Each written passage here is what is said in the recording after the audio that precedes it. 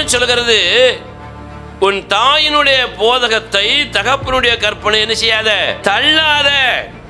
இந்த கடைசி காலத்துல பெற்றோர்களுடைய போதனைகளை பிள்ளைகள் அதிகமாக கேட்பதே இல்லை, மதிப்பதே இல்லை.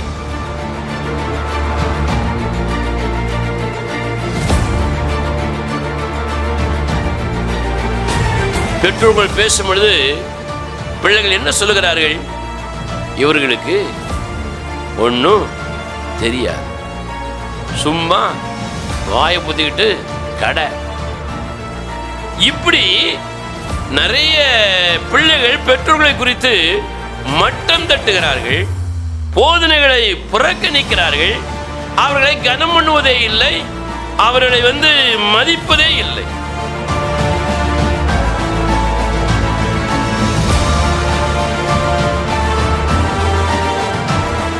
வேதம் சொல்லுது, உன் தாயினுடைய கற்பனையை தகப்பனுடைய கட்டளைகளை எல்லாம் என்ன செய்யாத, புறக்கணிச்சு தள்ளிராத, புறக்கணிச்சு தள்ளிராத அப்படின்னு வேதம் சொல்லுது. எவ்வளவு மோசமான தகப்பனா இருந்தாலும் தாயா இருந்தாலும் பிள்ளைகளுக்கு 99% தவறாக போதிப்பதே இல்லை என்று நான் நம்புகிறேன். ஒரு அலையில சொல்லுங்க பார்க்கலாம். ஒருவேளை அடுத்தவர்களுக்கு அவர்கள் தவறாக போதித்திருக்கலாம், அவர்கள் கூட தவறாக இருக்கலாம். தன்னுடைய சொந்த பிள்ளைகளுக்கு மகனாக இருந்தாலும் மகளாக இருந்தாலும் தவறான போதனைகளை 99% பெற்றோர்கள் அறிவிப்பதில்லை, போதிப்பதில்லை.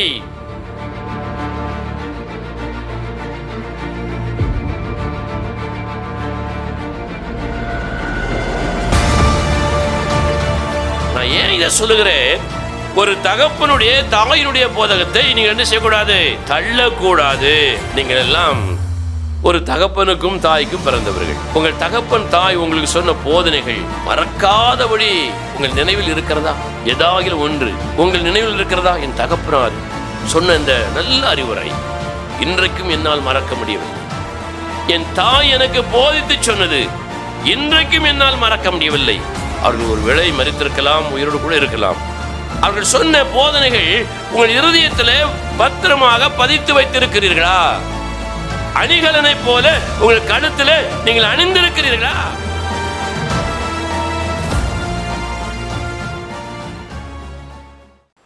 அல்லேலூயா. கர்த்தருடைய பரிசுத்த நாமத்திற்கு மகிமை உண்டாவதாக. ஆண்டவராகிய இயேசுவின் நாமத்தினால உங்கள் யாவரையும் வாழ்த்துகிறேன். விசேஷமாக சில அறிவிப்புகளை உங்களுக்கு சொல்ல விரும்புகிறேன். வருகிற 1ஆம் தேதி சத்தியவானின் சத்தம் நற்செய்தி கூட்டம் இருக்கிறது. ஜபத்தோடு நீங்கள் அதை கலந்து கொள்ளுங்கள். அல்லேலூயா. சத்தமாக ஒரு அல்லேலூயா சொல்லுங்களேன். ஸ்தோத்திரம். விசேஷமாக தொடர்ந்து தேவனுடைய ஒரு செய்தியை நாம் தியானம் பண்ணி கொண்டிருக்கிறோம். தேவனை ஆராதிக்காததினாலும் தேவனை ஆராதிப்பதற்கு தடையாக இருந்ததினாலும் தேவன் அனுமதித்த வாதைகளை குறித்து வேதத்தில் இருந்து சில வாரங்களாக மாதங்களாக நாம் சிந்தித்து வருகிறோம். விசேஷமாக பார்வோன் என்கிற ராஜாவும் அந்த ஜனங்களும் மெய்யான ஒரு தேவனை ஆராதிக்கவில்லை. அது மாத்திரமல்ல, மெய்யான தேவனை ஆராதிக்க விரும்புகிற தேவஜனத்தையும் அவன் என்ன செய்யவில்லை, ஆராதிக்க விடவில்லை, தடை செய்தான் என்று வேதம் சொல்லுகிறது. அப்படி அவன் ஆராதிக்காததினாலும் தேவஜனங்கள் ஆராதிப்பதற்கு அவன் தடையாக இருந்ததினாலும் வேதம் சொல்கிறது பலவிதமான வாதைகளை தேவன் அனுப்பினார். முதலாவதாக நைல் நதியின் மீது தேவன் வாதையை அனுப்பினார். அந்த நைல் நதி இரத்தமாக மாறியது, அதில் வாழுகின்ற மீன்கள் எல்லாம் செத்து நாறியது என்று வேதத்தில் இருந்து நான் உங்களுக்கு சொன்னேன். இரண்டாவதாக தவளையை தேவன் வாதையாக அனுப்பினார். அந்த தவளை மூலமாக பல உபத்திரவங்கள் அந்த ஜனங்களுக்குள்ளே வந்ததுனால பாருங்கள், அந்த ஜனங்கள் வேதனைப்பட்டு தவளைகளை எல்லாம் கொன்று போட்டார்கள். மறுபடியும் பாருங்கள், அந்த தவளைகள் கொஞ்சம் செத்தது, கொஞ்சம் நதிக்குள்ளாக நீருக்குள்ளாக போய்விட்டது என்று வேதம் சொல்லுகிறது. மூன்றாவது தேவன் பேனை வாதையாக அனுப்பினார். அந்த பேன் மூலமாக பல சிரமங்கள் அந்த ஜனங்களுக்கு வந்தது. அந்த பேனுடைய வாதை மாறியது என்று வேதம் சொல்லுகிறது. நான்காவதாக தேவன் ஒரு வாதை அனுப்பினார். அந்த வாதை என்னது? வண்டு. இந்த வண்டு என்கிற வாதையை தேவன் அனுப்பினதுனால வேதம் சொல்கிறது தேசம் முழுவதும் என்ன செய்து விட்டது? கெட்டு போய்விட்டது.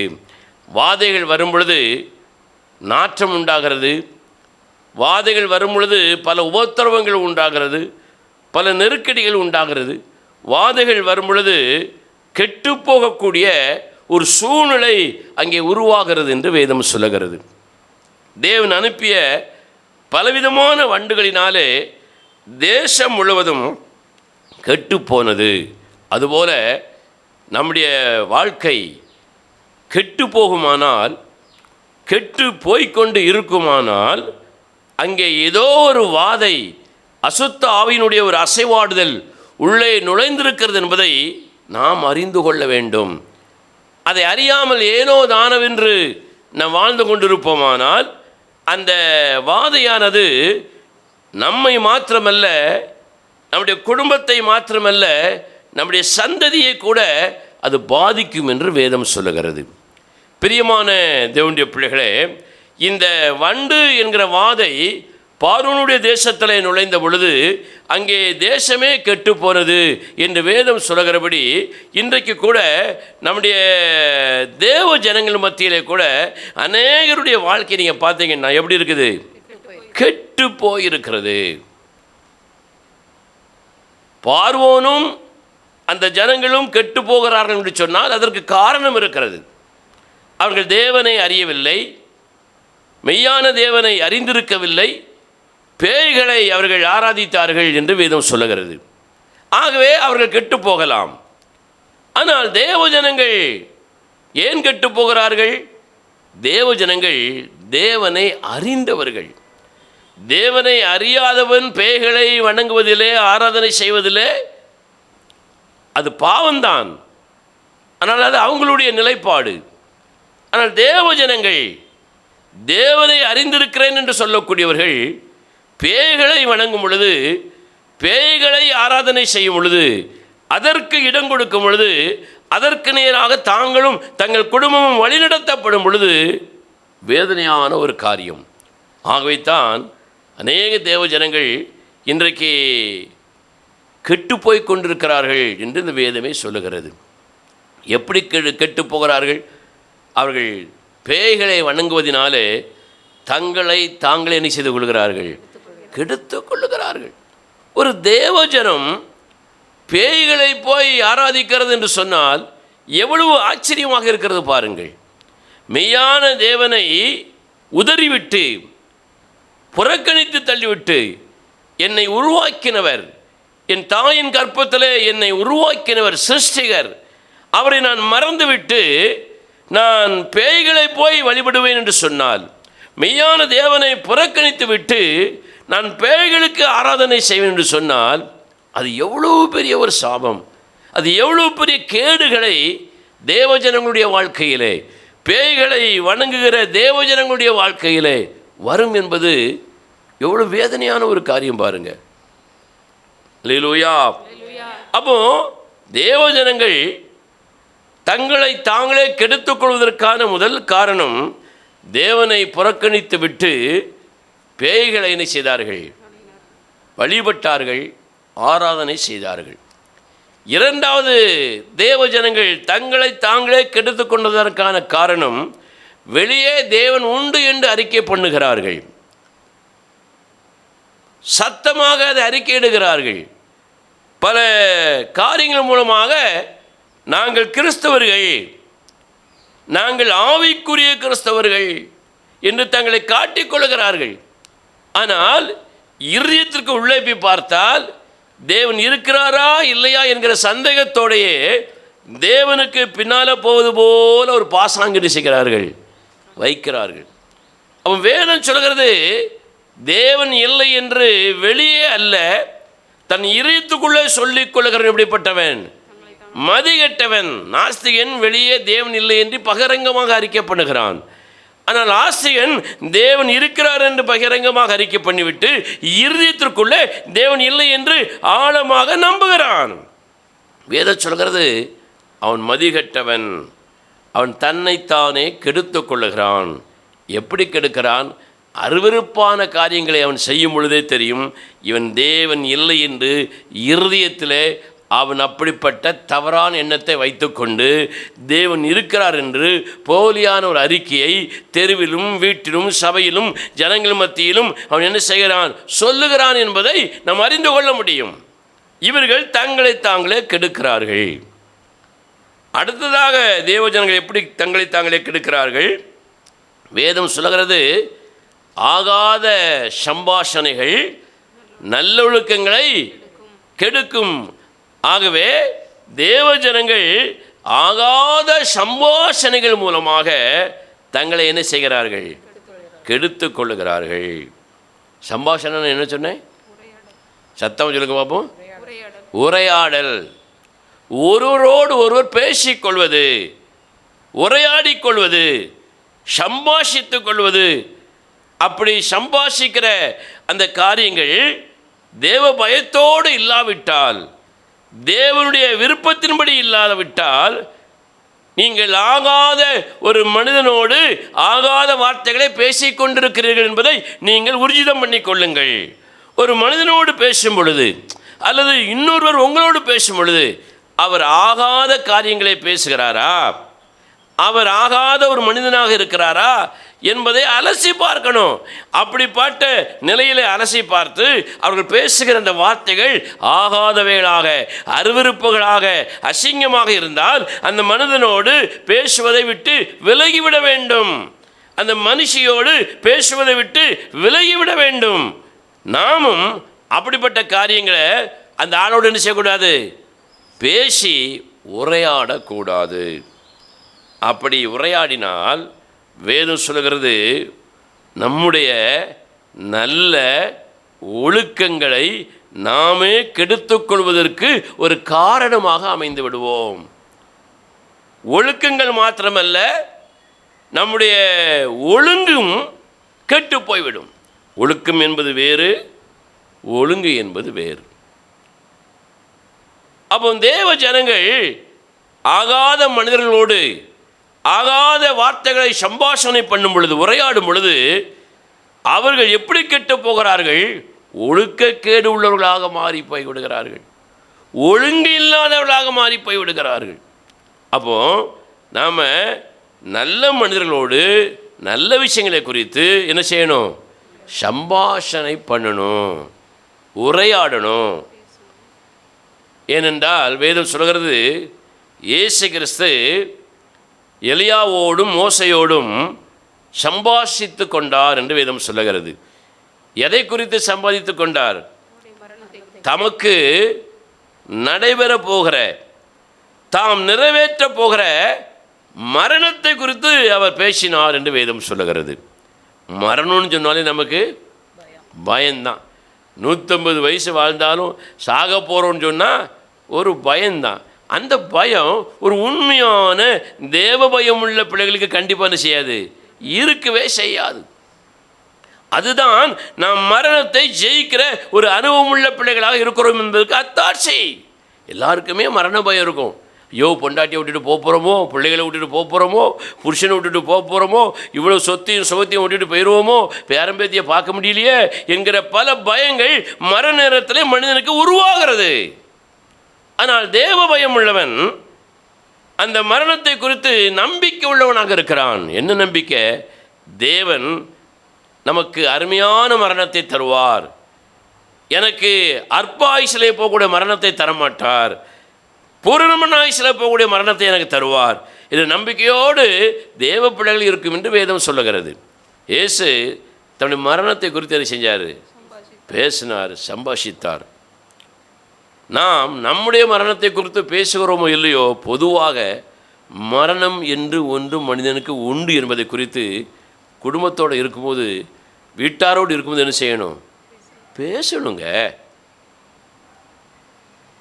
இங்கே இருக்கிற யாராகிலும் அல்லது இந்த செய்தியை கேட்டுக்கொண்டிருக்கிற யாராகிலும் நான் மரிக்க மாட்டேன் என்று சொல்ல முடியுமா? சொல்ல முடியாது. தேவன் ஒருவேளை வந்துவிட்டால் அப்படி என்ன செய்வோம்? தேவனோடு நம்ம எடுத்துக்கொள்ளப்படுவோம். அதுவும் தகுதி உள்ளவர்களாக இருந்தால். அது ஒரு பக்கம் இருந்தாலும் தேவன் வருகை தாமதிக்குமானால் நம்ம எல்லாருக்குமே மரணம் இந்த உலகத்தில் நிச்சயிக்கப்பட்டிருக்கிறது. அதனால் அந்த மரணத்தை மறக்காமல் மரணத்தை நினைவு கூர்ந்து என்ன செய்யணும்? அடிக்கடி வீட்டு என்ன செய்யுங்க? பேசுங்க, பிள்ளைகளோட பேசுங்க, கணவனோட பேசுங்க, மனைவியோட பேசுங்க. உங்களை நீங்கள் சிந்திச்சு பாருங்கள்.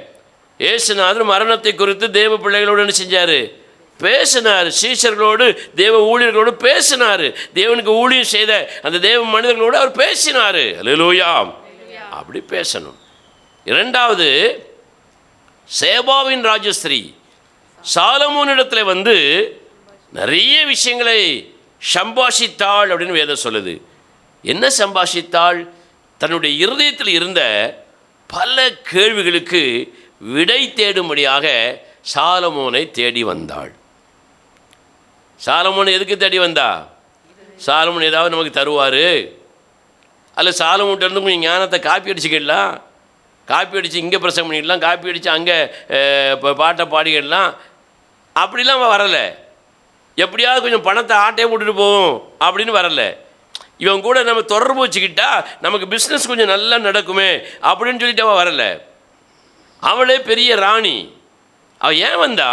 தம் மனதுக்குள்ளே இருக்கிற பல கேள்விகளுக்கு விடை தெரியாமல் இருந்தாள். பல விடை தெரியாத கேள்விகளுக்கு பதில் எங்கேருந்து வரும் தெரியுமா? ஞானமுள்ள தேவனிடத்தில் இருந்தால் வரும். ஒரு அலையில் சொல்லுங்க பார்க்கலாம். அவன் ஞானமுள்ள தேவனிடத்தில் ஐக்கியம் வைத்திருக்கிற பிள்ளைகளிடத்தில் என்ன இருக்கும்? ஞானமுள்ள தேவனோடு ஐக்கியம் வைத்திருக்கிற தேவ பிள்ளைகளிடத்தில் என்ன இருக்குங்க? ஞானம் இருக்கும். அந்த ஞானம் இருக்கிற தேவ பிள்ளைகளை தேடி, விடையை தேடி நிறைய பேர் வருவாங்க. நீங்கள் ஒழுங்கான விடையை நீங்கள் சொல்லிட்டீங்கன்னா அவங்கள நீங்கள் ஆதாயம் பண்ணி கொண்டீர்கள்னு அர்த்தம். நீங்கள் தப்பான விடையை சொன்னீங்கன்னா நீங்களும் இடறி அவர்களையும் இடற பண்ணி விடுவீர்கள் என்பதை புரிந்து கொள்ள வேண்டும். சாலமோன் எல்லா கேள்விகளையும் செஞ்சான், பதில் சொன்னான், விடை சொன்னான். அவள் கேட்ட ஒவ்வொரு கேள்விக்கும் எந்த ஒரு விடையும் அவனுக்கு தெரியாமல் பப்பன்னு செய்யலை, முழிக்கலை. காரணம், தேவ ஞானம் அவனை நிரப்பி இருந்தது. வேதம் அப்படி சொல்லுகிறது. ஆகவே அவள் சேபாவின் ராஜஸ்திரீ ஞானமுள்ள சாலமோனோடு சம்பாஷித்தது போல உங்களோடு சம்பாஷிக்க அநேகர் வரும்படி நீங்கள் ஞானமுள்ள தேவப்பிள்ளைகளாக உங்கள் வாழ்க்கையினை செய்து கொள்ளுங்கள், அமைத்து கொள்ளுங்கள். ஞானமுள்ள தேவப்பிள்ளைகளோடு கூட நீங்கள் சம்பாஷியுங்கள். ஒருவேளை உங்களுக்கு ஞானம் இல்லாமல் இருக்குமானால் தேவ ஞானத்தினால நிறைந்திருக்கிற தேவ மனிதனோடு, தேவனுடைய பிள்ளைகளோடு சம்பாஷியுங்கள்.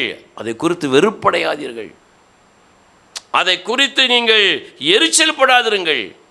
ஏனென்றால் வேதம் சொல்கிறது, பொன்னை பார்க்கிலும் வெள்ளியை பார்க்கிலும் ஞானமே முக்கியம். நீ எதை சம்பாதித்தாலும் ஞானத்தை சம்பாதித்துக்கொள் என்று வேதம் சொல்லுகிறது. ஆகவே சாலமோனோடு சேபாவின் ராஜஸ்திரீ சம்பாஷிக்க அப்படி ஞானத்தை தேடி வந்தது போல நாமும் ஞானமுள்ள தேவனோடு ஐக்கியத்தை உறுதிப்படுத்தி கொண்டு நம்மோடு அநேக நம்முடைய ஞானத்தை கேட்க வரும்படியாக நம்மை மாற்றிக்கொள்வோம். ஒருவேளை நீங்கள் அதில் குறைவுள்ளவராக இருந்தால் ஞானமுள்ள தேவ பிள்ளைகளை தேடி நீங்கள் என்ன செய்யுங்க? போய் உங்கள் ஐக்கியத்தை வைத்துக்கொண்டு அங்கே சம்பாஷியுங்கள். கூமுட்டைகளோடும், மதிகட்டவர்களோடும், பேய்களுக்கு பலியிடுகிறவனோடும், இன்னும் சொல்லிக்கொண்டே போகலாம். அவனோடு, அவளோடு, அவர்களோடு நீங்கள் சம்பாஷித்தால் நீங்கள் உங்களே கெடுத்து கொள்ளுகிறீர்கள். எப்படி? முதல்ல உங்கள் நல்ல ஒழுக்கம் கெட்டு போகும், உங்கள் சாட்சியுள்ள வாழ்க்கை கெட்டு போகும், தேவன் உங்கள் மூலமாக மகிமைப்படுகிற அந்த வாழ்க்கை கெட்டு போகும். ரெண்டாவது, ஒழுங்கு கெட்டு போகும். ஒரு ஒழுங்கு இருக்காது.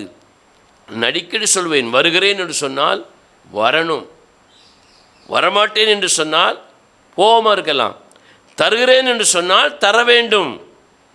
இப்படி எதையெல்லாம் ஒரு டைமில் சொல்லுகிறோமோ அதை சரியான செய்யணும், கடைபிடிக்கணுங்க. தேவ பயமுள்ளவன், தேவ பயமுள்ளவள் அதை என்ன செய்வா? கடைபிடிப்பாங்க, கடைபிடிப்பார்கள். அல்லேலூயா. அப்போ ஆகாத சம்பாஷணைகள் நல்லொழுக்கங்களையும் ஒழுங்குகளையும் கெடுக்கும். அப்படி நம்ம கெடுக்கப்பட்டு போய்விடாதபடி நம்முடைய மரணத்தை குறித்து என்ன செய்யணும்? அடிக்கடி பேசணும். ஞானத்தை குறித்து அடிக்கடி பேசணும். கேள்விகளுக்கு பதில் சொல்லக்கூடிய தேவ பிள்ளையாக மாறணும். சாலமன் அப்படி என்ன செஞ்சிருந்தான்? மாறி இருந்தான். அடுத்தால சொன்னேன், தாவீது ராஜா. அவன் தன்னுடைய சங்கீதத்தை குறித்து தானே ஆராய்ச்சி பண்ணி சம்பாஷித்தான். அல்லேலூயா. நான் பாட்டு பாடினேன், எப்படி இருந்து? அவன் நல்லா இருந்துச்சு, குயிலுமா இருந்துச்ச பாட்டு, நல்லா இருந்துச்சு. இல்லையா, காக்கா கத்துற மாதிரிலாம் இருந்துச்சு பாட்டு. அவன் கொஞ்சம் மாற்றணும். நான் பிரசங்கம் பண்ண எப்படி இருந்து? ஒன்றுக்காமல் இருந்தது, மாற்றணும்.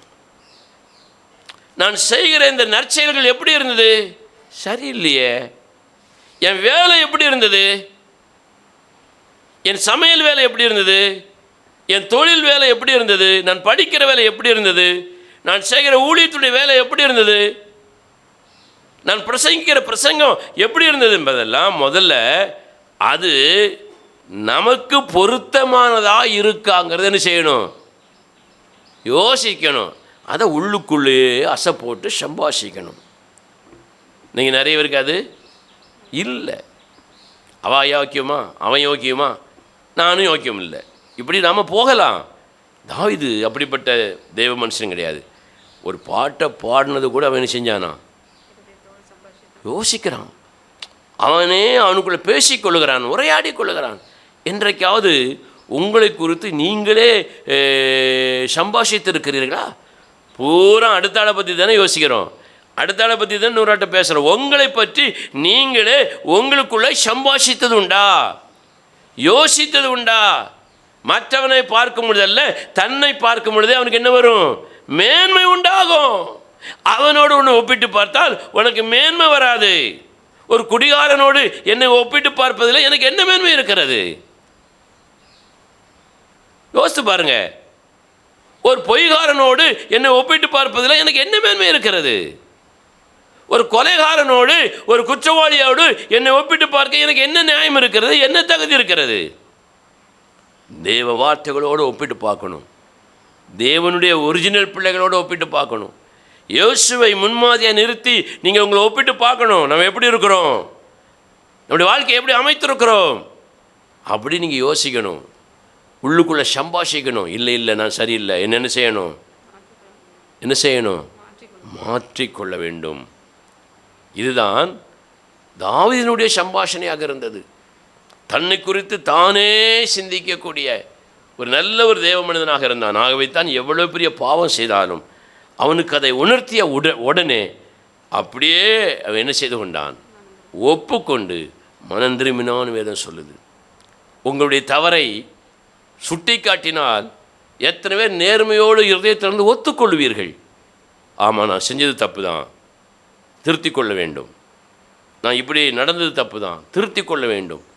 நான் இப்படி பேசினது தப்பு தான், திருத்தி கொள்ள வேண்டும். நான் இப்படி நடக்காதது தப்பு தான், திருத்தி கொள்ள வேண்டும். எத்தனை பேர் நீங்கள் திருத்திக் கொள்வீர்கள்? அப்படி திருத்திக் கொள்ளுகிற தேவ பிள்ளைகளாக நம்ம என்ன செய்யணும்? மாற்றிக்கொள்ள வேண்டும். உங்களுக்குள்ளே நீங்கள் என்ன செய்து கொள்ளுங்கள்? உங்களை பற்றியே சம்பாஷித்து பாருங்கள். டைம் கிடைக்கும் போதெல்லாம் உங்களை பற்றியே யோசிங்க. அடுத்தவனை பற்றி என்ன செய்யாதீங்க? யோசிக்காதீங்க. அல்லேலூயா. இப்படி தேவனுடைய பிள்ளைகள் ஒருவரோடு சம்பாஷித்து கொண்டார்கள் என்று வேதம் சொல்லுகிறது. வேதத்தில் மறுபடியும் சில சம்பாஷணைகளை குறித்து உங்களோடு நான் பேச விரும்புகிறேன்.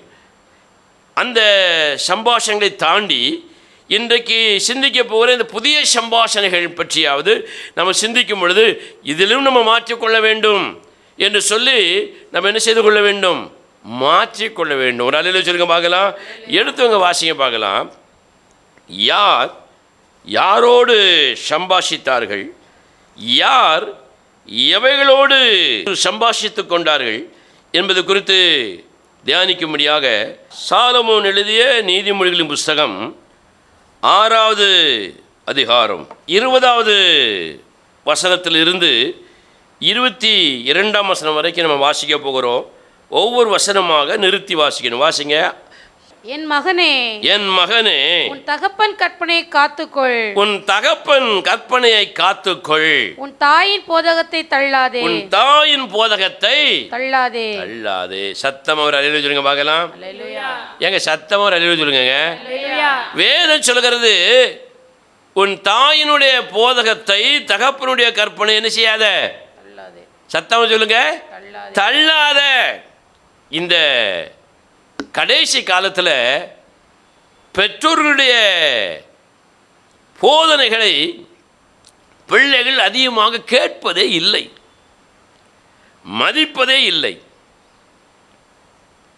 பெற்றோர்கள் பேசும் பொழுது பிள்ளைகள் என்ன சொல்லுகிறார்கள்? இவர்களுக்கு ஒன்றும் தெரியாது, சும்மா வாயை பொத்திக்கிட்டு கடை. இப்படி நிறைய பிள்ளைகள் பெற்றோர்களை குறித்து மட்டம் தட்டுகிறார்கள், போதனைகளை புறக்கணிக்கிறார்கள், அவர்களை கனம் பண்ணுவதே இல்லை, அவர்களை மதிப்பதே இல்லை. வேதம் சொல்லுது, உன் தாயினுடைய கற்பனையை தகப்பனுடைய கட்டளைகளை எல்லாம் என்ன செய்யாத, புறக்கணித்து தள்ளிராத, புறக்கணித்து தள்ளிராத அப்படின்னு வேதம் சொல்லுது. இப்போ ஒரு 2-3 நாட்களுக்கு முன்னதாக கூட டிவியில் ஒரு சம்பவத்தை நான் பார்த்தேன், நீங்களும் கூட பார்த்துருக்கலாம். ஒரு தகப்பனார் மிலிட்டரியில் வேலை பார்த்தவர், அவருக்கு ஒரு மனைவி 2 பிள்ளைகள். நான் அப்படித்தான் அதை கவனித்தேன். மனைவியும் பிள்ளைகளும் தகப்பனோடு சேர்ந்து வாழ பிரியமில்லாதவர்களாக போய்விட்டார்கள். அதற்கு என்ன காரணம் என்று நமக்கு தெரியவில்லை. ஒருவேளை தகப்பன் தவறானவரா சரியானவராலாம் நமக்கு தெரியல. ஆனால் இந்த மனைவியும் பிள்ளைகளும் இந்த கணவனோடு தகப்பனோடு ஒன்றித்து வாழ விருப்பம் இல்லாதவர்களாக இருக்கிறார்கள். அவர் சொல்கிறார், 25 வருடமாக என்னை அவர்கள் கவனிக்கவே இல்லை, சாப்பிட்டேனா சாப்பிடலையா என்று என்னை குறித்து அவர்கள் அக்கறைப்பட்டதும் இல்லை, நான் தனித்து விடப்பட்டேன். அதனால் நான் என்ன செய்கிறேன், என்னுடைய 4 கோடி சொத்து அப்படியே நான் கோயிலுக்கு கொண்டு காணிக்கையாக கொடுக்குறேன்னு சொல்லி கோயிலை கொண்டு கொடுத்தாருங்க. பத்திரத்தை கோயில் பேருக்கு எழுதி 4 கோடி சொத்தை கோயில் உண்டியில் கொண்டு காணிக்கையாக போட்டுட்டாரு. இப்போ மனைவியும் மகள்களும் அந்த தகப்பட்ட போய் சண்டைக்கு நிற்கிறாங்க. ஏன் சொத்தை நீர் கடவுளுக்கு கொடுத்தேரு, ஏன் 4 கோடி சொத்தை கொண்டு காணிக்க போட்டேரு அப்படின்னு அவங்க சண்டைக்கு போகிறாங்க. அதற்கு அவர் சொன்ன பதில் தான், என்னை அவர்கள் கவனிப்பதும் இல்லை, என் கூட சேர்ந்து வாழவும் அவர்கள் விரும்பவில்லை. மாதிரி நான் எதுக்கு என் சொத்தை அவங்களுக்கு கொடுக்கணும்? நான் சுயமாக சம்பாதித்தது, உழைச்சி சம்பாதிச்சது, பிள்ளைகளுக்கு கொடுக்கணும் பொண்டாட்டிக்கு கொடுக்கணும்னு சட்டம்லாம் கிடையாது, எனக்கு யாருக்கும் கொடுக்கலாம். அப்போ ஒரு பாருங்கள், ஒரு தகப்பனுடைய போதகத்தை ஏற்றுக்கொள்ள முடியாத பிள்ளைகள் தகப்பனுடைய சொத்தையும் பாருங்கள் பணத்தையும் அனுபவிக்க ஆசைப்படுகிறார்கள்.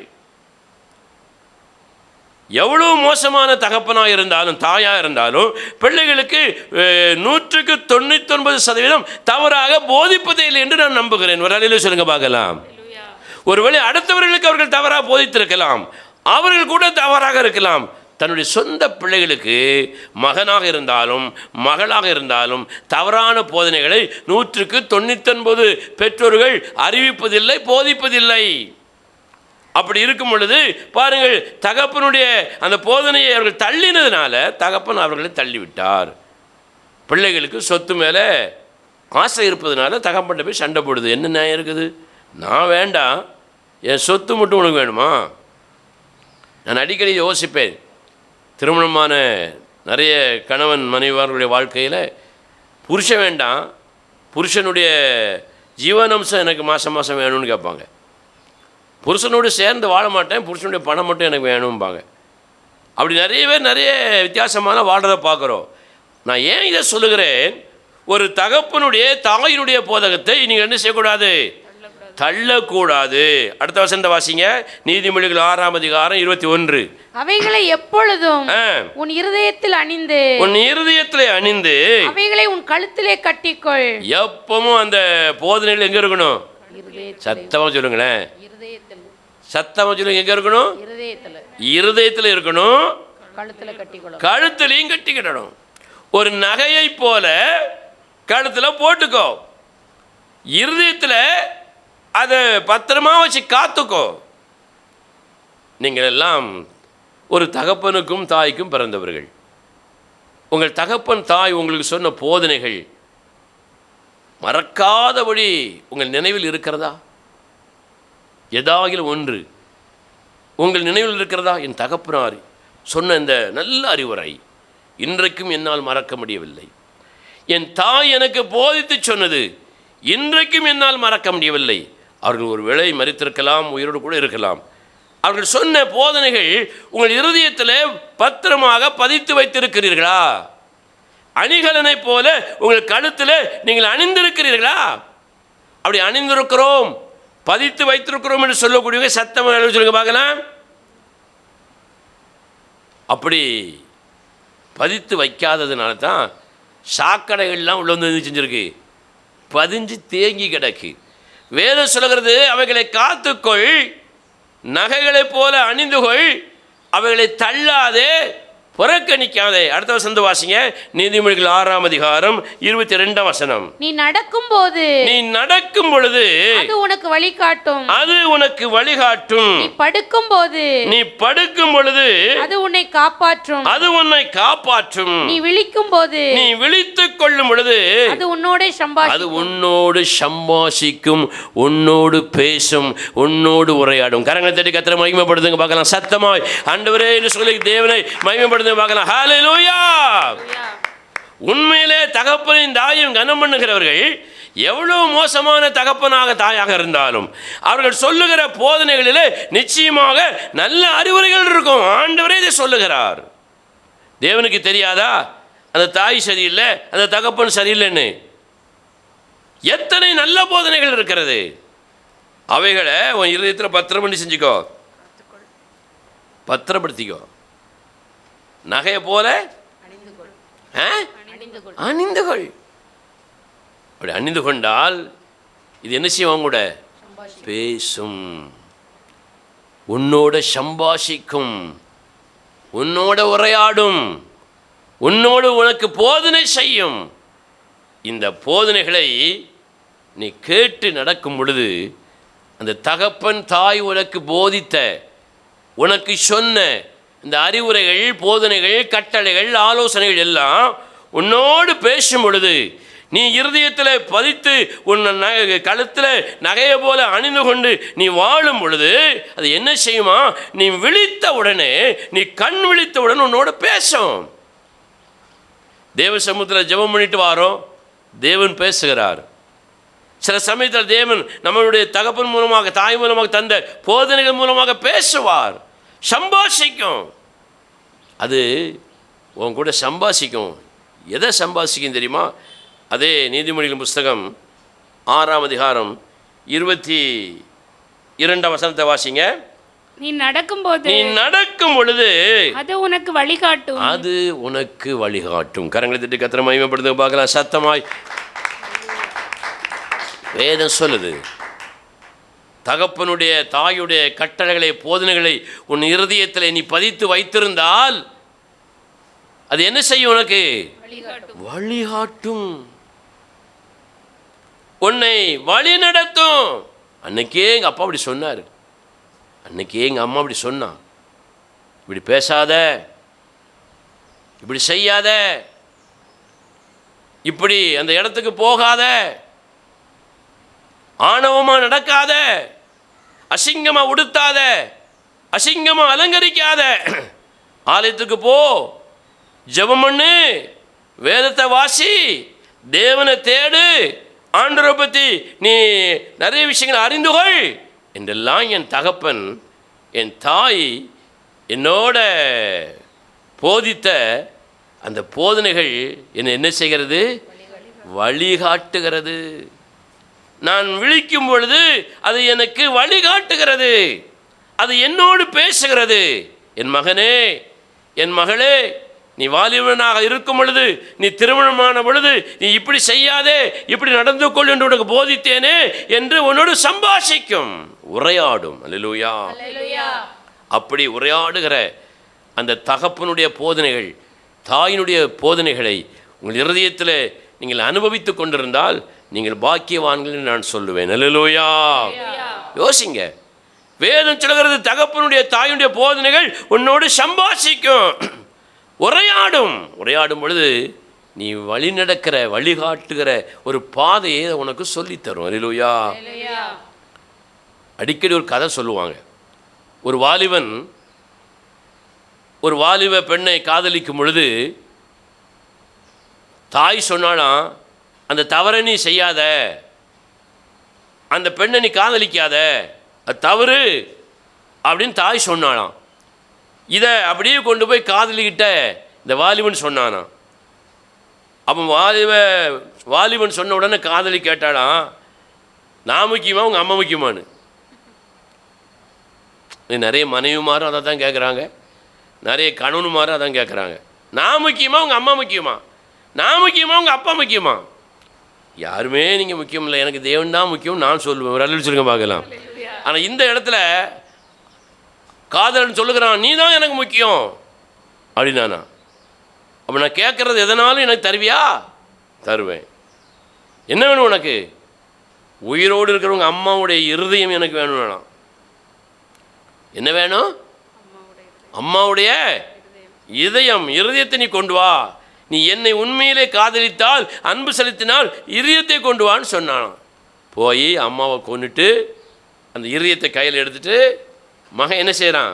காதலிட்ட காட்டுவதற்கு வேகமாக ஓடும் பொழுது மகன் கால் தட்டு என்ன செஞ்சானா? கீழே விழுந்தானா. அப்போ இருதயம் அங்கே தள்ளி விழுந்துச்சான். அப்போ இருதயத்துலேருந்து சத்தம் வந்துச்சான், மகனே பார்த்து போப்பா, வழியில் கல்லெல்லாம் கிடக்கும்பா, நீ பார்த்து போப்பான்னு சொல்லிச்சான். ஒரு அலையில் வச்சுருங்க பார்க்கலாம். இது வேடிக்கையான ஒரு கதையாக இருந்தாலும் விலை மதிக்க முடியாத சம்பவம் அங்கே இருக்குது. புரிந்து கொள்ளுங்கள். தகப்பனுடைய தாயுடைய போதனையை தள்ளாதிருங்கள். அதை தள்ளாமல் இருந்தால்தான் தேவனுடைய கற்பனைகளையும் தள்ளாமல் இருக்க பழகிக் கொள்வீர்கள். யோசித்து பாருங்க. வேதம் சொல்கிறது, அந்த போதனைகளை நீ இருதயத்தில் வைத்து பாதுகாத்து கொண்டு நீ அதோடு இருந்தால் அது உன் கூட பேசும், உனக்கு வழிகாட்டும். உன் மனைவியை விட, உன்னுடைய மற்ற உறவுகளை விட அது தாய் என்கிற உறவு மேன்மையான ஒரு உறவு. ஒரு அலையில் வச்சுருங்க பார்க்கலாம். தகப்பன் என்கிற உறவு மேன்மையான உறவே. அந்த போதனைகள் நீ நடக்கும் பொழுது வழிகாட்டும். நீ துரோகியாக இருந்தாலும் கூட அந்த போதனைகள் மகனாகிய மகளாகிய ஒன்று என்ன செய்யும்? வழிகாட்டும், வழி நடத்தும். அடுத்தால வாசிங்க. ஒரு தகப்பனுடைய போதனை, தாயுடைய போதனை எப்படி உங்களோட சம்பாஷிக்குமா? நீ நடக்கும் பொழுது உனக்கு வழிகாட்டும். 22 வசனம் வாசிங்க. நீ நடக்கும் போது அது உனக்கு வழிகாட்டும், நீ படுக்கும் போது அது நீ படுக்கும் பொழுது உன்னை காப்பாற்றும். படுக்கும்போது ஆண்டவர் தான் நம்மளை காப்பாற்றணும். ஆனால் வேதம் சொல்லுது, அந்த தாயினுடைய போதனை, தகப்பனுடைய போதனை, நீ படுக்கும்போது உன்னை காப்பாற்றும். நீ படுக்கும்போது எப்படி படுக்கணும், என்ன சிந்தனையோடு படுக்கணும், நீ படுக்கும் முன்னால் என்ன செய்யணும், இதெல்லாம் அந்த தாய் தகப்பன் நமக்கு நிறைய போதிச்சிருப்பாங்க. மகனே மகளே, சாப்பிட்டுட்டு படு, சாப்பிடாம என்ன செய்யாத, படுக்காத. மகனே மகளே, நீ படுக்கும்போது ஒரு கிளாஸ் தண்ணி குடிச்சிட்டு படு, தண்ணி குடிக்காம என்ன செய்யாத, படுக்காத. 24 மணி நேரம் டிவி பார்த்துக்கிட்டு என்ன செய்யாத, படுக்காத. கதை புஸ்தகம் வாசிக்கிட்டே படுக்காத. நீ படுக்கும்போது ஜெபம் பண்ணிட்டு படு, வேத வசனத்தை வாசித்துட்டு படு. குடும்பமாக நீ ஜெபம் பண்ணிட்டு படுப்பா, குடும்பமாக நீ ஜெபம் பண்ணிட்டு படுமா இப்படின்னு தகப்பன் தாய் நமக்கு சொல்லுகிற அந்த போதனைகளை நம்ம கேட்டு அங்கே நடக்கும் பொழுது, வேதத்தை வாசி, குடும்ப ஜெபம் பண்ணு என்று சொல்லித்தந்த போதனை கேட்டு நடக்கும் பொழுது நம்ம என்ன செய்யப்படுகிறோம்? காப்பாற்றப்படுகிறோம், பாதுகாக்கப்படுகிறோம். ஆகவே தான் சாலமோன் ஞானி எழுதுகிறார், உன் தகப்பனுடைய போதனையை, தாயினுடைய கற்பனையை தள்ளாதே, புறக்கணிக்காதே, அதை இருதயத்திலே பத்திரப்படுத்தி வைத்துக்கொள். உன் கழுத்தில் நகையை போல அணிந்துகொள். அது உன்னோட பேசும். எதை குறித்து பேசும்? நீ வழி நடக்கும் பொழுது இப்படி போகாதே, இப்படி போ என்று உனக்கு வழிகாட்டும். அந்த தாய் தகப்பனுடைய போதனை உனக்கு என்னத்தை போதிக்கும், என்னத்தை சம்பாஷிக்கும்? நீ படுக்கும் பொழுது உன்னை காப்பாற்றும்படியாக, பாதுகாக்கும்படியாக உன்னை போதிக்கும். ஒரு அலையில சொல்லுங்க பார்க்கலாம். இப்படிப்பட்ட ஒரு சம்பாஷணை நமக்குள்ளே இருக்குதா? எங்கள் அம்மா உயிரோடு இருக்கும் பொழுது, அல்லது எங்கள் அம்மா சொன்ன அந்த வார்த்தைகள், எங்கள் அப்பா உயிரோடு இருக்கும் பொழுது, அல்லது எங்கள் அப்பா உயிரோடு இல்லாத பொழுது சொன்ன வார்த்தைகள் என்று நீங்கள் யோசித்து என்னைக்காவது சிந்திச்சிருக்கீங்களா? அந்த எண்ணம்லாம் போயிட்டு புருஷன் புருஷன் புருஷன், மனைவி மனைவி மனைவி, அதிகாரி அதிகாரி அதிகாரம், வேலை வேலை, தொழில் தொழில், பணம் பணம் பணம், உலகம் உலகம் என்றே வாழ்ந்து விட்டோம். ஆகவே தான் நம்ம வாழ்க்கையில் நம்ம கெடுத்து கொண்டே இருக்கிறோம். தேவ ஜனங்களாகிய நாம் தேவனை நோக்கி ஓடுவதற்கு பதிலாக உலகத்தை நோக்கி ஓடுகிறோம். தேவன் எழுதி வைத்திருக்கிறார், உன் தகப்பன் தாயுடைய போதனையை நீ இருதயத்தில் பத்திரப்படுத்து, உன் கூட சம்பாஷிக்கும். ஞாபகப்படுத்திப்பார், அது உன்னை பாதுகாக்கும். சிந்திச்சு பாரு, அதுக்கு உனக்கு வழிகாட்டும், வழி நடத்தும். அல்லேலூயா. நாம் சம்பாஷிக்க வேண்டியது, நம்மோடு சம்பாஷிக்க வேண்டியது யாருன்னு பார்த்தீங்கன்னா, நம்முடைய தகப்பனுடைய தாயினுடைய போதனைகளும் கற்பனைகளும். சத்தமாக சொல்லுங்க பார்க்கலாம். சத்தமாக சொல்லுங்க பார்க்கலாம். அப்படி நாம் சம்பாஷிக்கும் பொழுது அது நம்மை காப்பாற்றுகிறது, நம்மை வழிநடத்துகிறது. அந்த சம்பாஷணை இல்லாதவர்கள் வழி தவறி போவீர்கள், பாதுகாப்பை இழந்து போவீர்கள். அடுத்ததாக நாம் எப்படி சம்பாஷிக்க வேண்டும் என்பது குறித்து அடுத்த ஒரு வேத வசனத்தை நம்ம சிந்திக்க போகிறோம். வாசிங்க பார்க்கலாம். பவுல் தன்னுடைய சம்பாஷணையை எப்படி வைத்திருந்தார்? பவுல் யாரோடு சம்பாஷித்தார்? எதை குறித்து சம்பாஷித்தார், உரையாடினார்? ஏன்னா ஆகாத உரையாடல், ஆகாத சம்பாஷணைகள் எல்லாம் நம்முடைய நல்ல ஒழுக்கங்களையும் நல்ல ஒழுங்குகளையும் என்ன செஞ்சிடும்? கெடுத்து விடும். ஆகவே நல்ல சம்பாஷணைகள் எது, ஆகாத சம்பாஷணைகள் எது என்பது குறித்து நாம் தியானம் செய்துட்டு வருகிறோம். வாசிக்க பார்க்கலாம். பவுல் அவருடைய சம்பாஷணை குறித்து எழுதுவதை நீங்கள் வாசிக்க பார்க்கலாம். அப்போஸ்தலர் நடவடிக்கைகள் 17ஆம் அதிகாரம் 2வது வசனத்தை வாசிக்க பார்க்கலாம். பவுல் தன் வழக்கத்தின்படியே அவர்களிடத்திலே போய் 3 ஓய்வு நாட்களிலே வேத வாக்கியங்களின் நியாயங்களை எடுத்து அவர்களுடனே சம்பாஷித்தான். அல்லேலூயா. பவுல் சம்பாஷித்த காரியத்தை குறித்து வேதம் சொல்கிறது. அவர் ஜனங்களோட, யூதர்களோட என்ன சம்பாஷித்தாராம்? வேத வாக்கியங்களை இன்னும் போடல, வேத வாக்கியங்களில் உள்ள நியாயங்களை எடுத்து சம்பாஷித்தார் வேதம் சொல்றது. அல்லேலூயா. அப்படின்னா என்ன அர்த்தம்? தப்பு செஞ்சா தேவன் நீதி செய்வார், தப்பு செஞ்சா தேவன் அதுக்கு நியாயம் செய்வார், நீதி நியாயம் செய்து தேவன் தீர்ப்பு தருவார்.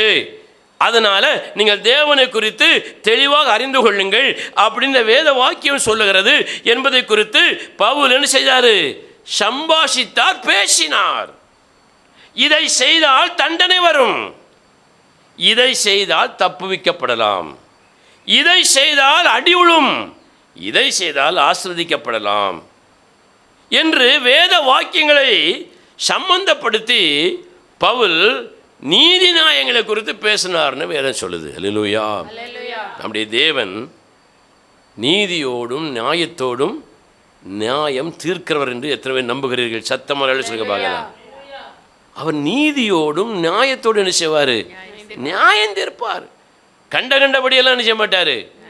என் பொண்டாட்டிக்கு தக்கபடி, என் புருஷனுக்கு தக்கபடி, என் பிள்ளைகளுக்கு தக்கபடி, எனக்கு தக்கபடி, சபைக்கு தக்கபடி, அவனுக்கு தக்கபடி. தேவன் கண்டபடியெல்லாம் என்ன செய்வதில்லை, நியாயம் தீர்ப்பதே இல்லை. வேத வாக்கியங்கள் எப்படி சொல்லியிருக்கிறதோ அந்த வசனங்களின்படி தான் என்ன செய்வார்? நியாயம் தீர்ப்பார். ஏனென்றால் இயேசு கிறிஸ்து சொல்கிறார், கடைசி நாள் உண்டு இருக்கிறது, அந்த நாட்களிலே நான் சொன்ன வேத வசனங்களை உங்களை என்ன செய்யும்? நியாயம் தீர்க்கும். பவுல் அதை குறித்து பேசினார், ஜனங்களோடு பேசினார், விசுவாசிகளோடு ஜெபாலயங்களில் உள்ளவங்களோடு பேசினார். நீங்கள் பேசுவீங்களா? மனைவிட்டு உங்களோட பேச முடியுமா? உங்கள் வீட்டுக்காரர்கிட்ட பேச முடியுமா? உங்கள் பிள்ளைகள்கிட்ட பேச முடியுமா? உங்கள் வீட்டுக்குள்ளே இருக்கிறவங்ககிட்ட நீங்கள் பேச முடியுமாங்க? நம்முடைய தேவன் நீதி நியாயம் செய்கிறவர்.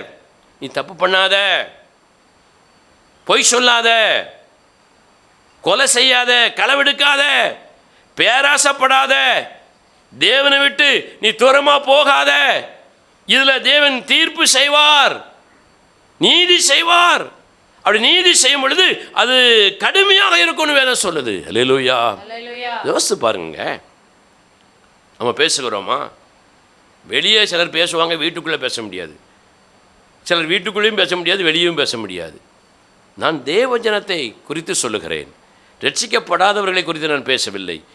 ரட்சிக்கப்பட்டு அபிஷேகம் பெற்று ஜெபம் பண்ணி ஊழியம் பண்ணுகிற தேவ பிள்ளைகள், சபையில் இருக்கிற விசுவாசிகளை குறித்து பேசுகிறேன்.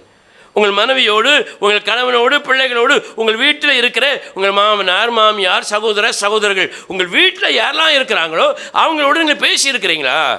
சில வீட்டில் கணவன் மனைவி மட்டும்தான் இருப்பாங்க, ஒருவருக்கு ஒருவர் பேசிக்கொள்ளலாம். சில வீடுகளில் பெற்றோர்களும் பிள்ளைகளுமா இருப்பார்கள், அவர்கள் பேசிக்கொள்ள வேண்டும்.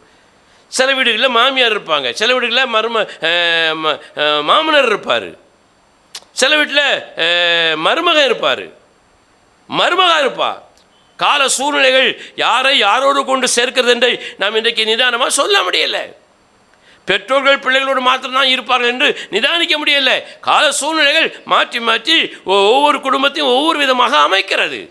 அது தவறில்லை. ஆனால் ரட்சிக்கப்பட்ட நீங்கள், தேவனை அறிந்திருக்கிற நீங்கள், உங்கள் வீட்டாரோடு, அது யாராக இருந்தாலும் சரிதான், நீங்கள் 2 பேராக இருந்தாலும் சரிதான், பிள்ளைகளோடு இருந்தாலும் சரிதான், பெற்றோர்களோடு இருந்தாலும் சரிதான், மாமியாரோட மருமகனோடு இருந்தாலும் சரிதான், யாரோடு இருந்தாலும் அவர்களோடு வேத வாக்கியங்களை குறித்து, நீதி நியாயங்களை குறித்து சம்பாஷித்திருக்கிறீர்களா? இதை செஞ்சால் ஆண்டவர் தண்டிச்சிருவார், இதை செஞ்சால் ஆண்டவர் கடுமையாக நம்ம சிரிச்சித்துருவார், அப்படி செய்யக்கூடாதுமா, ஏங்க நீங்கள் அப்படி செய்யக்கூடாதுங்க, மகளே மகனே நீ அப்படி செய்யக்கூடாது அப்படின்னு பேசியிருக்கீங்களா? பேச முடியுமா? ஊருக்கு உபதேசம் பண்ணுறோம், வீட்டுக்கு உபதேசம் இல்லை. யோசித்து பாருங்க. இன்னைக்கு நிறைய பேர் அதை செய்கிறதில்லை. இப்படி செய்யாதனால தான் குடும்பத்திற்குள்ளே ஆகாத சம்பாஷணைகள் உள்ளே வந்து குடும்பத்தினுடைய ஒழுக்கத்தையும் ஒழுங்கையும் கெடுத்து கொண்டிருக்கிறது. மனைவி ஒழுக்கம் இல்லை, புருஷன் ஒழுக்கம் இல்லை, பிள்ளைகள் ஒழுக்கம் இல்லை, குடும்பம் ஒழுங்கில்லை. யோசித்து பாருங்க. வேதம் சொல்கிறது, வேத வாக்கியங்களை குறித்து சம்பாஷியுங்கள், வீட்டோடு குடும்பத்தோடு உறவாடுங்கள்.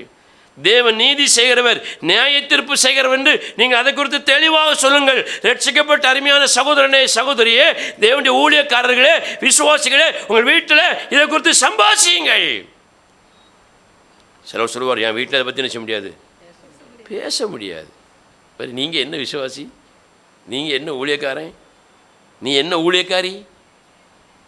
தேவனை குறித்தே உன் வீட்டில் பேச முடியல, வேத வசனத்தை குறித்து பேச முடியல. யார் காரணம்? பாஸ்டர் தான் காரணம். இல்லை இல்லை, நீ தான் காரணம், நீங்கள் தான் காரணம். உன் வீட்டில் தேவனை குறித்து பேச முடியாவிட்டால் நீங்கள் தாங்க காரணம். நீங்கள் பாஸ்டரை பார்த்து பின்னால் வரலை, இயேசு கிறிஸ்துவை பார்த்து பின்னால் போய்கிட்டு இருக்கிறீங்க. அவரை நிறுத்தணும். அல்லேலூயா. அவரை நிறுத்தணும். இன்னும் நீங்கள் அவரை பார்க்காமல் மனிதர்களே பார்த்து கொண்டிருந்தால் உங்கள்கிட்ட தவறு இல்லையா? மனைவிட்ட, புருஷன்கிட்ட, பிள்ளைகள்கிட்ட தவறு இல்லையா? உங்கள் குடும்பத்தார்கிட்ட தவறு இல்லையா? எத்தனை தவறுகளை நான் சொல்ல முடியும்? அது இப்போது விவாதத்திற்கு அல்ல. உங்கள் குடும்பத்தோடு வேத வாக்கியங்களை பேசுங்கள். அல்லேலூயா. நியாய தீர்ப்புகளை குறித்து பேசுங்கள். ஏலி நல்ல ஒரு தேவனுடைய மனிதன், நல்ல தேவ மனிதன், ஆண்டவருக்கு ஊழியம் செய்தவன். அவனுடைய பிள்ளைகளும் தேவனுக்கு ஊழியம் செய்தார்கள். வேதனை அதுதான். வேதம் சொல்லுகிறது, தேவன் பயங்கரமான ஒரு நியாய தீர்ப்பை அந்த ஏலியினுடைய குடும்பத்தில் செய்தார் என்று வேதம் சொல்லுகிறது. தேவன் பயங்கரமான ஒரு நீதியை, ஒரு நியாய தீர்ப்பை அந்த ஏலியினுடைய குடும்பத்தில் செய்தார். தேவனுடைய வீட்டில் தான் ஆரம்பித்தார், தேவ பிள்ளைகளுடைய குடும்பத்தில் தான் ஆரம்பித்தார். ரட்சிக்கப்பட்ட தேவ ஜனங்களுடைய வீட்டில் தான் ஆரம்பிப்பார். அதுக்கு ஒரு வசனத்தை வாசிக்க பார்க்கலாம். 1 சாமுவேல், திருப்பிக் கொள்ளுவோம். 1 சாமுவேல் 3ஆம் அதிகாரம், 1 சாமுவேலின் புஸ்தகம் 3ஆம் அதிகாரம் திருப்பிக் கொள்ளுங்கள். ஏலிக்கும் அந்த குடும்பத்திற்கும் தேவன் செய்த அந்த நீதியான நியாய தீர்ப்பை குறித்தும், ஏன் தேவன் அங்கே அந்த நியாய தீர்ப்பை செய்தார் என்பது குறித்தும் நீங்கள் கொஞ்சம் வாசிக்க பார்க்கலாம். 1 சாமுவேலின் புஸ்தகம் 3ஆம் அதிகாரம் 12ஆம் வசனத்தையும் 13ஆம் வசனத்தையும் வாசிங்க. நான் ஏலியின் குடும்பத்திற்கு விரோதமாக சொன்ன யாவையும் அவன் மேல் அந்நாளிலே வரப்பண்ணுவேன். அதை தொடங்கவும் அதை முடிக்கவும் போகிறேன். தேவனுக்கு ஊழியம் செய்த ஒரு குடும்பம், தகப்பன் பிள்ளைகளோடு ஊழியம் செய்த ஒரு குடும்பங்க. அவன் சொல்றாரு, அவனுக்கு விரோதமா நான் சில காரியங்களை செய்ய போகிறேன், அதை இனிமே நான் தொடங்க போறேன், முடிக்க போறேன். இது வரைக்கும் நான் என்ன செய்யல, தொடங்கல, இனிமே நான் தொடங்கிடுவேன் அப்படி சொல்லிட்டு அடுத்த வசனத்தை வாசிங்க. அவன் குமாரர் தங்கள் மேல் சாபத்தை வரப்பண்ணுகிறார். அவனுடைய பிள்ளைகள், குமாரர்கள், மகன்கள் தங்கள் மேல் சாபத்தை வரப்பண்ணுகிறதை அவன் அறிந்திருந்தும் அவர்களை அடக்காமல் போன பாவத்து நிமித்தம் நான் அவன் குடும்பத்திற்கு என்றும் நீங்காத நியாய தீர்ப்பு செய்வேன் என்று அவனுக்கு அறிவித்தேன். அது நிமித்தம் ஏலியின் குடும்பத்தார் செய்த அக்கிரமம் ஒருபோதும் பலியினாலாவது காணிக்கைகளினாலாவது நிவர்த்தியாவதில்லை. ஏலியுடைய குடும்பத்திற்கு ஆண்டவர் சொல்றாரு, அவன் தன் பிள்ளைகள் செய்கிற தவறுக்கு என்ன செய்யல, உடந்தையா இருந்தான். அந்த பிள்ளைகள் செய்கிற தவறுக்கு சாபம் தான் வரும். அவனுக்கு நல்லா தெரியும், என் பிள்ளைகள் இந்த தவறை செய்யும் பொழுது சாபம் வரும், என் மனைவி என் கணவன் இந்த தவறை செய்யும் பொழுது சாபம் வரும். இதை அறிந்திருந்தும் அவர்கள் என்ன செய்யலையா, அவன் அடக்கல, வேண்டாம், தடுக்கவில்லை. அதனால நான் ஒரு நீங்காத ஒரு நியாய தீர்ப்பு, பலி செலுத்தினாலும் காணிக்கை செலுத்தினாலும் அது என்ன செய்யாது, நிவர்த்தி ஆகாது, பரிகாரப்படாது என்று சொல்லி தேவன் பேசுகிறார். நீதியான நியாய தீர்ப்பு தேவனுக்கு ஊழியம் செய்த ஊழியக்காரனுடைய குடும்பத்திற்கு. ஏன் உன் பிள்ளைகளை நீ என்ன செய்யலை, தடுக்கலை. அக்கிரமங்கள் செய்கிற காரியத்தில் உன் பிள்ளைகளை நீ தடுக்கலை, உன் மகனை நீ தடுக்கலை, உன் மகளை நீ தடுக்கலை, உன் மனைவியை தடுக்கலை, உன்னுடைய கணவனை நீ தடுக்கலை, உன் வீட்டுக்குள்ளே இருக்கிற அவர்கள் செய்கிற தவறுகளை நீ தடுக்கலை. உனக்கு தெரியும் இவன் குடிக்கிறான், இது சாபம்னு உனக்கு தெரியும், நீ தடுக்கலை. குடிக்கிறான்னு வெளியே சொல்கிற. இவன் பொய் சொல்லுகிறான், சாபம்னு தெரியும், பொய் சொல்லாதுன்னு தடுக்கலை. பொய் சொல்லிட்டான்னு வருத்தப்படுத.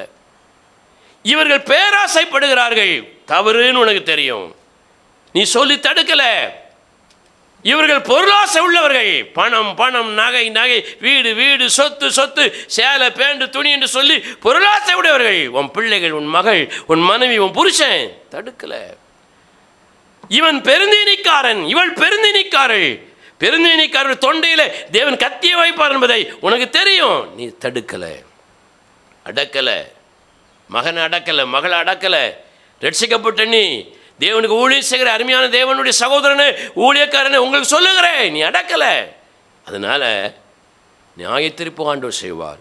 இதை குறித்து இதுவரைக்கும் பேசலைன்னா இன்னும் உங்கள் குடும்பத்தோடு என்ன செய்யுங்க, பேசுங்க. அல்லேலூயா. பேசணும். நீங்கள் தன்னுடைய பிள்ளைகள் மேல் சாபம் வரப்போகிறத அவன் அறிந்திருந்தான். நமக்கே தெரியுது இந்த பிள்ளைகள் மேல் சாபம் வரும், இவன் மனைவி மேலே சாபம் வரும், இவன் மேலே சாபம் வரும், இந்த குடும்பத்தில் சாபம் வரும்னு நமக்கே தெரியுது. சில விஷயங்களை நாங்கள் கேள்விப்படும் பொழுது ஜெபிக்கிறோம். உள்ளே இருந்து பார்க்குற நீங்கள் எத்தனை நாளுக்கு வெளியே மறைப்பீர்கள், எத்தனை நாளுக்கு அதை பொத்தி பாதுகாப்பீர்கள், இல்லை எத்தனை பேர் சாபத்தை தொட்டிருக்கிறீர்கள், யோசிங்க. தேவனுடைய பிள்ளைகளாக இருக்கிற நீங்களும் நானும் தேவன் நீதி நியாயம் செய்கிறவர் என்பதை அறிவிக்கணும். சகோதரா, சகோதரி, தேவனுடைய மனுஷனே, தேவனுடைய ஊழியக்காரியே, தேவன் நீதியும் நியாயம் செய்கிறவர், நீதி நியாயத்தை செய்கிறவர். அவர் பட்சபாதம் உள்ள தேவன் அல்ல. ஏலின் குடும்பத்திற்கு எந்த காணிக்கை கொடுத்தாலும், எந்த பலியை செலுத்தினாலும் அந்த பாவம் நிவர்த்தியாகவில்லை. வாழ்க்கை முழுவதும் வேதனையோடு வாழ்ந்து முடித்தான். அவனுடைய மரணம் ஒரு பெரிய சாபத்திலே முடிந்தது என்று வேதமே சொல்லுகிறது. அவனுடைய பிள்ளைகளுடைய மரணம் சாபத்திலே முடிந்தது வேதம் சொல்லுகிறது. ஆகவே தான் பவுல் யார் வருத்தப்பட்டாலும் பரவாயில்லைன்னு சபைக்கு நடுவில் தேவஜனங்கள் மத்தியில் அவருடைய நீதியையும் நியாய தீர்ப்பையும் குறித்து பேசினான்.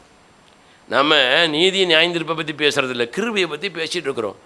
தயவை பற்றி பேசிகிட்டு இருக்கிறோம், மன்னிப்பை பற்றி பேசிகிட்டு இருக்கிறோம், ஆசீர்வாதத்தை பற்றி பேசிகிட்டு இருக்கிறோம். ஆனால் தேவன் தெரிந்தவனுக்கு அநேக அடி, தெரியாதவனுக்கு கொஞ்சம் அடின்னு எழுதி வச்சிருக்கிறாரு. அதை குறித்து பேசுவதில்லை. பேசுங்கள், வீட்டாரோடு பேசுங்கள், மனைவியோடு பேசுங்கள், புருஷனோடு பேசுங்கள், பிள்ளைகளோடு பேசுங்க, மகனோட பேசுங்க, உங்கள் மாமியாரோட மாமனாரோட பேசுங்க, மருமகளோட பேசு. அதை தான் நீ சம்பாஷிக்கணும். அதை விட்டுட்டு ஊர்கதை உலகதை நீ சம்பாதிச்சனா, அதனால் வேதம் சொல்லுது, உன்னுடைய ஒழுக்கமும் உன் குடும்பத்தில் உள்ள வீட்டில் இருக்கிற அத்தனை ஒழுக்கமும் நீ செஞ்சிடும். நான் சொல்லலை, வேதம் சொல்லுது, கெட்டு போய்விடும். உன் ஒழுங்கும் கெட்டு போயிடும், உன் வீட்டுக்குள்ளே இருக்கிற எல்லாருடைய ஒழுங்கும் கெட்டு போய்விடும். நீங்கள் தான் முதல்ல ஆரம்பிக்கணும்.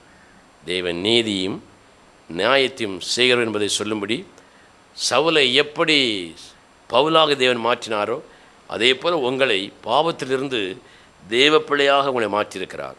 பாவியாக வாழ்ந்து கொண்டிருந்த ஒவ்வொருவரையும் தேவனுடைய பிள்ளையாக மாற்றியிருக்கிறார். நாம் தாங்க முதல்ல சொல்லணும். நல்ல விஷயங்களை சம்பாஷியுங்கள், வேத வாக்கியங்களை குறித்து, நீதி நியாயங்களை குறித்து பேசுங்கள். அல்லேலூயா. பேசுவீர்களா? பேச முடியுமா? பேசணும். ஏன் ஆண்டவர் ஊழியம் செய்த ஏலியுடைய குடும்பத்திற்கு இவ்வளோ பெரிய, அதாவது ஜாமீனே கிடைக்காத அளவிற்கு ஒரு தண்டனைங்க. எந்த விதமான ஜாமீனும் உனக்கு இல்லை. என்ன காரணம்? ஒரு சில வசனங்களை சொல்லி நம்ம ஜெபிக்கலாம். மீதி அடுத்த வாரம் நம்ம தியானம் பண்ணுவோம். வாசிக்க பார்க்கலாம். 1 சாமுவேலின் புஸ்தகம் 2ஆம் அதிகாரத்துக்கு திருப்பிக் கொள்வோம். 1 சாமுவேலின் புஸ்தகம் 2ஆம் அதிகாரம் 12ஆம் வசனத்தை வாசிங்க. ஏலியின் குமாரர் பேலியாளின் மக்களாக இருந்தார்கள். அவர்கள் கர்த்தரை அறியவில்லை. ஏலி ஒரு தேவனுடைய ஊழியக்காரன். அவன் பிள்ளை எப்படி இருந்து? பேலியாளின் பிள்ளைன்னு அர்த்தம், பேயினுடைய பிள்ளைகள்னு அர்த்தம். ஏலி தேவ ஊழியக்காரன், அவன் பிள்ளை எப்படி இருக்கு? பேய் பிள்ளைகளாக இருக்குங்க. நிறைய குடும்பத்தில் பாருங்க, ஊழியக்காரனுடைய குடும்பத்திலெல்லாம் பிள்ளைகள் எப்படி தான் இருக்குது? பியாய் பிள்ளைகளாக இருக்குது. ஊழியர்களுடைய மனைவி பியாய் மாதிரி இருப்பா, ஊழியக்காரனுடைய புருஷன் பேய் மாதிரி இருப்பான் சிலவன். விசுவாசிகளாக இருக்கிற பெற்றோருடைய பிள்ளைகள் பேய் பிள்ளைகளாக இருக்கிறது. ஏன் அவர்கள் பேய் பிள்ளையாக இருந்தார்கள்? கர்த்தரை குறித்த சரியான அறிவு அவர்களுக்கு தெரியல. அல்லேலூயா. யார் சொல்லிக் கொடுக்கணும்? ஏலியின் குடும்பத்தில் அவனுடைய பிள்ளைகள் கர்த்தரை குறித்து சரியா அறியல. யார் சொல்லிக் கொடுக்கணும்? ஏலி சொல்லிக் கொடுக்கணும், தகப்பன் சொல்லிக் கொடுக்கணும். உன் மனைவி, உன் கணவன் தேவனை குறித்து சரியாக அறியாமல் இருந்தால் ரட்சிக்கப்பட்டு நீ சொல்லிக் கொடு. ரட்சிக்கப்பட்ட பெற்றோர்கள் ரட்சிக்கப்படாத பிள்ளைகளுக்கு தேவனை குறித்து சொல்லிக் கொடு. இதெல்லாம் பார்த்துட்டு கூடயே ஒருத்தன் வளர்ற யாரு? சாமுவேல். அந்த வசனத்தை வாசிங்க. 1 சாமுவேலின் புஸ்தகம் 2ஆம் அதிகாரம் 11ஆம் வசனத்தை வாசிங்க. பின்பு எல்கானா ராமாவில் இருக்கிற தன் வீட்டுக்கு போனான்.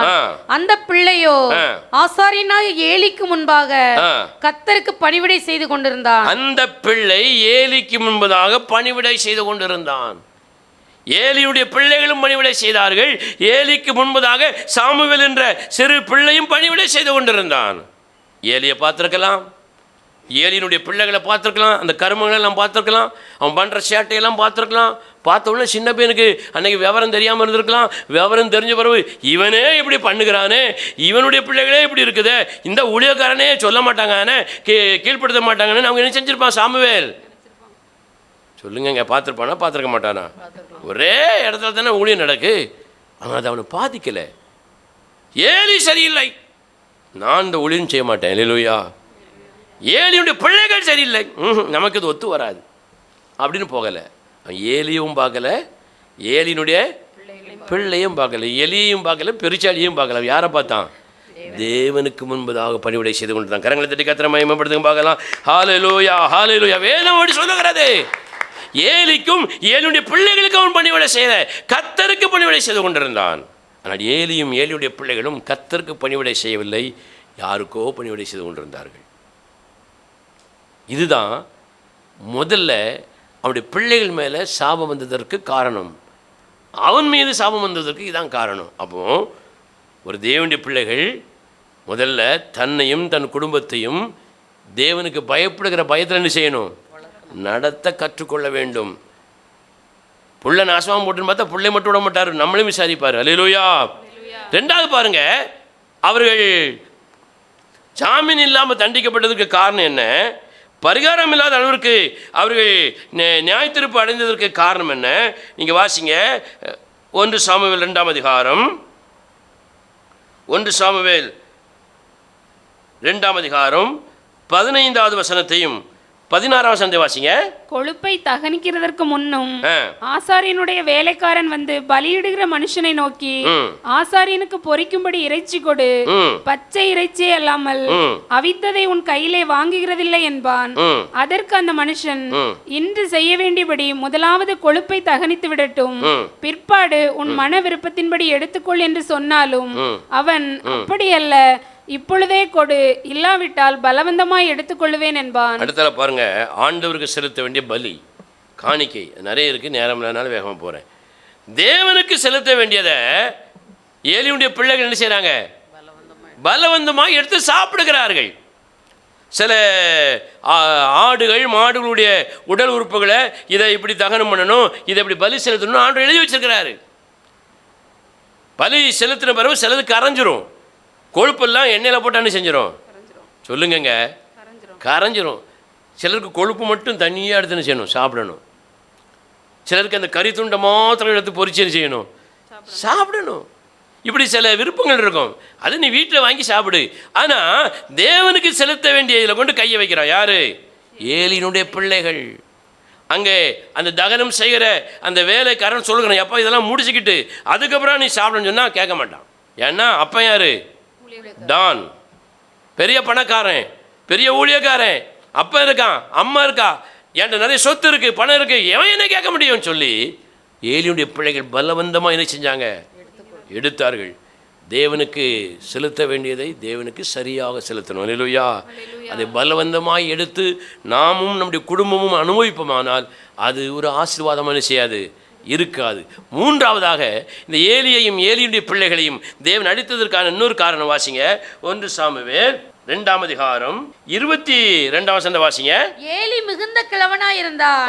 அவன் தன் குமாரர் இஸ்ரவேலுக்கெல்லாம் செய்கிற எல்லாவற்றையும் அவர்கள் ஆசரிப்பு கூடாரத்தின் வாசலில் கூட்டம் கூடுகிற ஸ்திரீகளோட சைனிக்கிறதையும் கேள்விப்பட்டு, ஸ்தோத்திரம், அல்லேலூயா. ஏலியின் பிள்ளைகள் ஆசரிப்பு கூடாரத்தில் என்ன செய்ய ஆரம்பிச்சிட்டாங்க? விபச்சாரம். ஆலயத்துக்கு வரக்கூடிய வாலிப பிள்ளைகளோடு இணைந்து விபச்சாரம், வேசித்தனம். எவ்வளவு துணிகரம் பாருங்க, சொல்ல முடியாது, கேட்க முடியாது. ஏலி என்ன செஞ்சிருக்கணும்? ஒரு ஈட்டியை கொண்டு போய் என்ன செஞ்சிருக்கணும்? குத்தி இருக்கணும். வேத வசனத்தை எப்படியே கொலை பண்ணியிருக்கணும். அவங்கள பிள்ளைல கொலை பண்ண முடியாது, பொண்டாட்டி இல்ல கொலை பண்ண முடியாது, புருஷனை எப்படி கொலை பண்ண முடியும்? அப்பா அம்மாவை எப்படி கொலை பண்ண முடியும்? அண்ணன் தம்பி எப்படி கொலை பண்ண முடியும்? மகனை மகளை எப்படி கொலை பண்ண முடியும்? கொலை பண்ண முடியாது, விட்டுட்டான். ஆசரிப்பு கூடாரத்து வாசல்லையே அசிங்கமான செயல்கள். இன்னைக்கு எத்தனை தேவஜனங்கள் தேவனுடைய ஆலயத்திற்குள்ளே ஆலயத்திற்கு வெளியே எவ்வளவு அருவருப்பாய் நடக்கிறார்கள். ஒழுக்கம் இல்லாமல், ஒழுங்கில்லாமல், உச்சந்தலையிலிருந்து உள்ளங்கால் வரை அவர்களை பார்த்தால் அநேகருக்கு அருவருப்பாகத்தான் அது இருக்கிறது. அசுத்தமாக இருக்கிறது, பரிசுத்தமாக இல்லை. வேதம் சொல்லுகிறது பரிசுத்தமான அலங்காரத்தோடு அலங்கரித்துக்கொள்னு வேதம் சொல்லுது. நான் பரிசுத்தராக இருக்கிற போல நீ உன் நடக்கைகள் எல்லாவற்றிலும் பரிசுத்தராயிரு. பரிசுத்தம் இல்லாமல் ஒருவனும் தேவனை தரிசிப்பதில்லை என்று அன்றைக்கு ஒரு சகோதரன் அழகாக சொன்னார். உண்மை அதுதான். நானா இருந்தானே, என் பிள்ளையா இருந்தானே, பொண்டாட்டியா இருந்தானே, புருஷனாக இருந்தானே, நீங்களாக இருந்தானே, இதை கேட்டுக்கொண்டிருக்கிற எந்த தேவ மனிதனாக விசுவாசியாக இருந்தால் என்ன, நீ பரிசுத்தமாக விட்டால் தேவனை தரிசிக்க முடியாது. தரிசிப்பது போல நடிக்கலாம். அப்போ ஏழு பிள்ளைகள் விபச்சாரத்திற்கு ஒத்து போகிறான், ஒழுக்கக்கேடுக்கு ஒத்து போகிறான், ஒழுங்கீனத்திற்கு ஒத்து போகிறான். இப்போ தேவனுடைய குடும்பத்தில் உள்ளவர்களே, தேவனுடைய ஊழியக்காரன் குடும்பத்தில் உள்ள பிள்ளைகளே தேவனை அறியலை. காணிக்கையை பலவந்தமாக எடுத்து ஊதாரித்தனமாக செலவழித்தார்கள். அடுத்தால விபச்சாரம் பண்ணினார்கள். கோயிலுக்கு முன்னாடியே துணிகரம். எவன் என்ன கேட்க முடியும்? சமீபத்தில் ஒரு சம்பவத்தை நான் கேள்விப்பட்டேன். துக்க வெள்ளிக்கிழமைன்னு வருது பாருங்க ஒன்று. அன்றைக்கி வரும்பொழுது 7 வார்த்தையெல்லாம் பிரசங்கம் பண்ணணும்ல. அப்போ அங்கங்கே இருக்கிற விசுவாசிகளை வலுக்கட்டாமல் பிடிச்சி பிரசங்கத்துக்கு வைப்பாங்க. எப்படியாவது 7 பேர் என்ன செஞ்சிடணும், 7 வார்த்தைக்கு வந்துடணும். இங்கில்லைன்னா டப்புன்னு பக்கத்து சபையில் கேட்பாங்க, அந்த சபையில் கேட்பாங்க. இப்படி பிடிச்சி பிரசங்கம் பண்ணதுக்கு 7 வார்த்தையை பிரசங்கம் பண்ணதுக்கு ஏற்பாடு பண்ணுவாங்க. ஒரு தடவை அப்படி 7 வார்த்தையை பிரசங்கம் பண்ணுறதுக்கு ஏற்பாடு பண்ணக்கூடிய போது ஒருத்தர் வந்து பிரசங்கம் பண்ணதுக்கு அடுத்த வார்த்தைக்கு அவர் தான் பிரசங்கம் பண்ணணும். அவர் இருந்த இடத்துலையே இப்படி உட்காந்துருக்காரு. எப்படி நான் புரியுதா உங்களுக்கு? வெளியே உட்காந்துருக்காரு. அப்போ எதில் இருக்கார்? போதையில் இருக்கார். அவர் ஒரு வார்த்தையை பிரசங்கம் பண்ணணும். சபை என்ன செய்யும்? ஏலிய மாதிரி நம்ம எல்லாருமே அப்படித்தானே, சரி வரட்டும்னு சொல்லி அவர் அப்படியே கை தாங்கலாம் தூக்கி கொண்டு எங்கே கொண்டு விடுதாங்க? பிரசங்க பீடத்தில் கொண்டு விடுதாங்க. பிரசங்க பீடத்தில் விட்டோம், டப்புன்னு ஒரு சத்தம் கேட்குது. என்னடா டப்புன்னு சத்தம் கேட்டு பார்த்தா பேண்ட் பாக்கெட்லேருந்து கோட்ரு பேண்ட் வழியாக கீழே வந்து டப்புன்னு தரையை வந்து உடஞ்சி கிடக்கு. நிஜத்தில் நடந்ததுங்க. எவ்வளவு துணிகரம் பாருங்க. அவனை பிரசங்கம் பண்ண விடுறதுக்கு இந்த சபை எவ்வளவு உற்சாகமாக இருக்குது பாருங்க. ஏய் என்ன நீ இப்படி கேவலப்படுத்திட்டியப்பா, வெளியே வச்சு குடித்தாலும் பரவாயில்ல, உள்ளே குடிச்சிட்டியப்பா. என்கிட்ட ஏசு கிறிஸ்து இன்றைக்கி சிலுவையில் அறியப்பட்டிருக்கிறார். எனக்கு துக்கம் என்ன செய்ய மாட்டேங்க, தாங்க மாட்டேங்க. அதனால தான் துக்க வெளியே துக்கத்தோடு நான் சரிக்கிறேன்னு சொன்னான். எவ்வளோ அசிங்கம் பாருங்க. இப்படி கோயிலுக்குள்ள ஆலயத்திற்குள்ள ஜெபக்கூடங்களுக்குள்ளலாம் இதான் நடக்கு. இப்படி நடந்து வரும் பொழுது என்ன நடக்கும் தெரியுமா? ஒரு தேவனுடைய பிள்ளைகள் குடும்பம் இப்படியெல்லாம் செய்யும் பொழுது என்ன நடக்கும் தெரியுமா? அடுத்த வசனத்தை வாசிங்க பார்க்கலாம். 1 சாமுவேல் 2ஆம் அதிகாரம் 23ஆம் வசனத்தையும் 24ஆவது வசனத்தையும் வாசிக்க பார்க்கலாம். அவர்களை நோக்கி ஏலி தன் பிள்ளைகளை நோக்கி, நீங்கள் இப்படிப்பட்ட காரியங்களை செய்கிறது என்ன? நீங்கள் இப்படிப்பட்ட காரியங்களை செய்கிறது என்ன? இந்த ஜனங்கள் எல்லாரும் உங்கள் பொல்லாத நடக்கைகளை சொல்ல உங்கள் பொல்லாத நடக்கைகளை சொல்ல கேட்கிறேனே. என் குமாரரே, என் பிள்ளைகளே, வேண்டாம் வேண்டாம். நான் கேள்விப்படுகிற இந்த செய்தி நல்ல செய்தி அல்ல. கர்த்தருடைய ஜனங்கள் மீறி நடக்கிறதற்கு காரணமாய் இருக்கிறீர்களே. நீங்க எதுக்கு காரணமாயிட்டீங்க? தேவ ஜனங்கள் இடரல் அடைவதற்கு காரணமாக இருக்கிறீர்கள். நீ ஒன்னை கெடுத்துட்டா பரவாயில்ல, உன் மனைவிக்கு நீ தான் இடரல், உன் புருஷனுக்கு நீ இடரல், உன் பிள்ளைகளுக்கு, உன் பெற்றோருக்கு, உன் வீட்டாருக்கு நீ தான் இடரல். வேண்டாம் வேண்டாம் வேண்டாம், இதான் வாய் சொல்லி எல்லாரும் சொல்லுவாள். வேண்டாம் வேண்டாம் வேண்டான்னு நான் சொன்னேன், அவன் கேட்கல. நான் சொன்னேன், அவன் கேட்கல. நான் எத்தனை முறை தான் சொல்கிறது? இப்படித்தான் ஏலி நினைத்து கொண்டு அப்படி தந்திரமாக இருந்தான். அதைத்தான் அடுத்த வசனத்தில் அடுத்த அதிகாரத்தை ஆண்டு சொல்கிறாரு. இந்த வசனத்தை வாசிக்க பார்க்கலாம். மறுபடியும் ஞாபகப்படுத்துகிறேன். 1 சாமுவேல் 2ஆம் அதிகாரம் 29ஆம் வசனத்தை வாசிங்க. என் வாசஸ்தலத்திலே செலுத்தும்படி நான் கட்டளையிட்ட என் பலியையும் என் காணிக்கையையும் நீங்கள் உதைப்பானே. என் ஜனமாகிய இஸ்ரவேலின் காணிக்கைகளில் எல்லாம் பிரதானமானவைகளை கொண்டு உங்களை கொழுக்க பண்ணும்படிக்கு நீ என்னை பார்க்கிலும் உன் குமாரனை மதிப்பானே. நாங்கள் தான் ஆண்டவர் இருதயத்தை பார்க்குறாரு. நீ வெளியே நான் சொன்னால் கேட்க மாட்டேங்கிறான், நான் சொன்னால் கேட்க மாட்டேங்கிறான்னு சொல்லி மனைவியை குறித்து, புருஷனை குறித்து, மகனை குறித்து, மகளை குறித்து சொல்லுகிறாய். ஆண்டு சொல்ற, இல்லை இல்லை இல்லை, நீ என்னை விட உன் கணவனை, உன் மனைவியை, உன் பிள்ளைகளை, மகனை, மகளை, வேலையை, தொழில் என்ன செய்கிற, மதிக்கிறாய். நீ என்ன கனம் பண்ணல. அதான் சொல்கிறாரு, என்னை கனம் பண்ணுகிறவர்களை நான் என்ன செய்வேன், கனம் பண்ணுவேன். யோசித்து பாருங்க. தேவனும் தேவனுடைய வார்த்தையும் ஒன்று. வேதம் அப்படி தான் சொல்லுது. அதனால் பவுல் ஜனங்கள் என்ன எதிர்ப்பு தெரிவித்தாலும் பரவாயில்லை, நான் சொல்லுவேன்னு சொல்லி எல்லாரோடும் வேத வாக்கியங்களை குறித்து, தேவன் செய்கிற நீதி நியாயங்களை குறித்து, எதற்கெல்லாம் நீதி நியாயங்களை தீர்ப்பாக செய்வரும் காரியங்களை குறித்து அந்த ஜனங்களோடு பவுல் என்ன செய்தார், சம்பாஷித்தான், பேசினான், உரையாடினான் என்று சொல்வதை விட அவர்களுக்கு போதித்தான் என்று சொல்ல வேண்டும். அல்லேலூயா. யோசித்து பாருங்க. இன்றைக்கி அநேக தேவ ஜனங்கள் நடக்கிற காரியங்களெல்லாம் வருத்தமாக இருக்கிறது. புறவினத்தான் தேவனை அறியாதவன் பேய்களுக்கு பலியை செலுத்துகிறான். அது நமக்கு பெரிய ஒரு ஆச்சரியமாக இல்லை, வருத்தம்தான். தேவனை ஆராதிக்கிறவர்கள், அபிஷேகம் பண்ணப்பட்டவர்கள், ஊழியம் பண்ணுகிறவர்கள், தேவனை அறிந்திருக்கிறார்கள், பேய் என்று தெரிந்தும் அங்கே போய் பலிகளை செலுத்துகிறார்கள். இது எவ்வளவு வேதனை பாருங்க. இப்படித்தான் அந்த ஏலியின் பிள்ளைகளும் அந்த குடும்பமும் இருந்தது என்று வேதம் சொல்லுகிறது. அல்லேலூயா. நீங்காத ஒரு நியாய தீர்ப்பு. பிள்ளைகளை அடக்கலை, தேவனை விட பிள்ளைகளை அதிகமாக என்ன செஞ்சான்? மதித்தான், கனம் பண்ணினான். நம்ம கற்றுக்கொள்ள வேண்டிய முக்கியமான ஒரு பாடம்.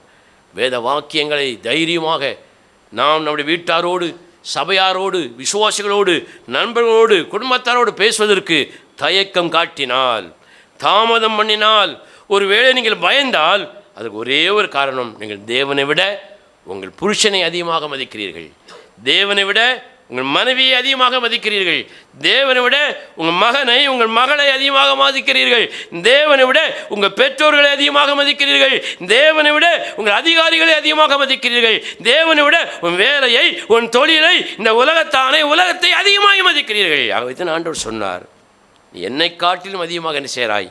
கனம் பண்ணுகிறாய். உன் பிள்ளைகளை கனம் பண்ணுகிறாய்.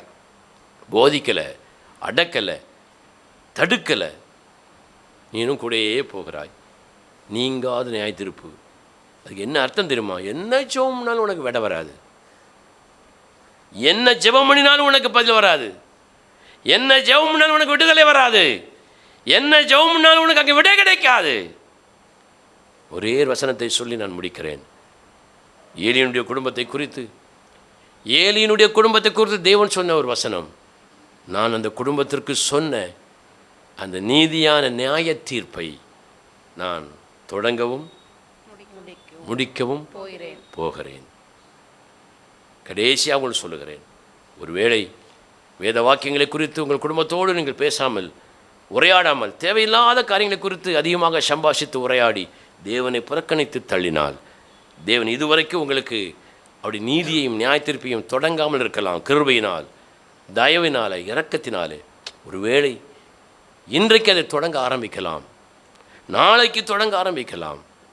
ஆகவே நல்ல ஒரு தீர்மானம் எடுங்கள். நம்முடைய தேவன் பரிசுத்தமானவர். அப்படித்தான் வேதம் சொல்லுகிறது. நீதி உள்ளவர், நேர்மை உள்ளவர், அவர் நீதியாய் நியாயத்தீர்ப்பு செய்கிறவர். அப்படி நியாயத்தீர்ப்பு செய்யும் பொழுது நம் அநேக தேவனுக்கு முன்பதாக கண்கலங்கி இருதயம் உடைந்து நின்று கொண்டிருக்க வேண்டிய சூழ்நிலை வரலாம். அப்படி நமக்கு வரக்கூடாது, நம்முடைய பிள்ளைகளுக்கு வரக்கூடாது, பிள்ளைகளின் பிள்ளைகளுக்கு வரக்கூடாது. எல்லாருமே தேவனுடைய ஆசீர்வாதத்தில் நிறைந்தவர்களாக இந்த உலகத்தில் வாழணும். அல்லேலூயா. அப்படிப்பட்ட அந்த தேவனுக்கு முன்பதாக அவருடைய வசனத்தை கைகளில் வைத்திருக்கிறோம், படிக்கிறோம், நிறைய பேருக்கு சொல்லுகிறோம். முதல்ல நம்ம வீட்டாருக்கு சொல்லுவோம், வேத வாக்கியங்கள் குறித்து எடுத்து பேசுவோம். இல்லாவிட்டால் அவர் நீதியையும் தீர்ப்பையும் தொடங்கிவிட்டால் ஒன்றும் செய்ய முடியாது. அவர் முடித்து விடுவார். யாரும் தடுக்க முடியாது, எந்த சபையாரும் தடுக்க முடியாது, எந்த ஊழியக்காரனும் தடுக்க முடியாது. அல்லேலூயா. எளிமை நின்று தேவ சமூகத்தில், ஆண்டவரே, நாங்கள் எத்தனையோ காரியங்களை குறித்து வீட்டில் சம்பாஷிக்கிறோம். வேத வாக்கியங்கள் சொல்லுகிறபடி நீதியையும் நியாயத்தையும் குறித்து நாங்கள் அதிகமாக பேசுவதில்லை. காரணம், அநேகர் அதை ஏற்றுக்கொள்ள விரும்புவதில்லை. என் மனைவி ஏற்றுக்கொள்ள விரும்புவதில்லை, என் பிள்ளைகள் ஏற்றுக்கொள்ள விரும்புவதில்லை, என் கணவன் ஏற்றுக்கொள்ள விரும்புவதில்லை, என் வீட்டார் ஏற்றுக்கொள்ள விரும்புவதில்லை, என்னோடு வேலையில் பார்க்கிற வேலைக்காரர்கள், அதிகாரிகள், என் நண்பர்கள், பிற சபையார் அதை ஏற்றுக்கொள்ள விரும்புவதில்லை. ஆண்டவரே, ஆகவே நான் அதை மறைத்து விட்டேன். நான் அதை சம்பாஷிப்பதில்லை, நான் அதை குறித்து பேசுவதே இல்லை. கர்த்தர் சொல்கிறார், சகோதரனே, நீ பேசாவிட்டால் உன் வீட்டில் உள்ள உத்தரம் அதை குறித்து பேசும். நீ பேசாவிட்டால் உன் காலடிக்கு கீழே இருக்கிற கல் அதை குறித்து பேசும். நீ மௌனமாக இருந்தால் ரட்சிப்பு வேறொரு இடத்திலிருந்து அங்கே எழும்பும். நாம் தப்பித்துக் கொள்ள முடியாது என்று கர்த்தர் சொல்லுகிறார். அப்படிப்பட்ட உண்மையான அந்த மெய்யான தேவனால் நாம் ரட்சிக்கப்பட்டிருக்கிறோம். ஒப்பு கொடுப்போமா? ஆண்டவரே, வேத வாக்கியங்களை குறித்து எங்கள் வீட்டாரோடு பேச எங்களை அர்ப்பணிக்கிறோம். என் வீட்டை விட, என் தொழிலை விட, வேலையை விட, எல்லாரையும் விட நீர் மகா உயர்ந்த தேவன், எல்லாரை காட்டிலும் பெரியவர். ஆண்டவரே, எல்லாவற்றையும் சிருஷ்டித்த தேவன். உம்மை போல ஒரு தேவன் இந்த உலகத்திலே கிடையாதப்பா. நான் பேய்களை போய் பலிவிட்டு விடக்கூடாது, என் குடும்பத்தார் பேய்களுக்கு பலிவணக்கம் செலுத்தி விடக்கூடாது. பேசுவேன் ஆண்டவரே, பேசுவேன். பேசுவேன். ஹல்லேலூயா. பரிசுத்த நீர் பரிசுத்த பரிசுத்த நீர் பரிசுத்தரே பரிசுத்த நீர் பரிசுத்த பரிசுத்த நீர் பரிசுத்தரே எல்லாவற்றிலும் நீர் மேலானவர் எல்லோரிலும் பெரியவர் சகலவற்றையும் சிருஷ்டித்தவர் சர்வத்தில் உயர்ந்தவர் உம்மை போல் வேறொரு தேவன் இல்லை நீரே நீர் மாத்திரமே உம்மை போல் வேறொரு தெய்வம் இல்லை நீரே நீர் மாத்திரமே பரிசுத்தர் பரிசுத்தர் பரிசுத்தரே பரிசுத்தர் பரிசுத்தர் பரிசுத்தரே நீரே நீர் மாத்திரமே நீரே மாத்திரமே. கரங்களை தட்டி கர்த்தரை மகிமைப்படுத்த பார்க்கலாம். ஹல்லேலூயா ஹல்லேலூயா ஹல்லேலூயா.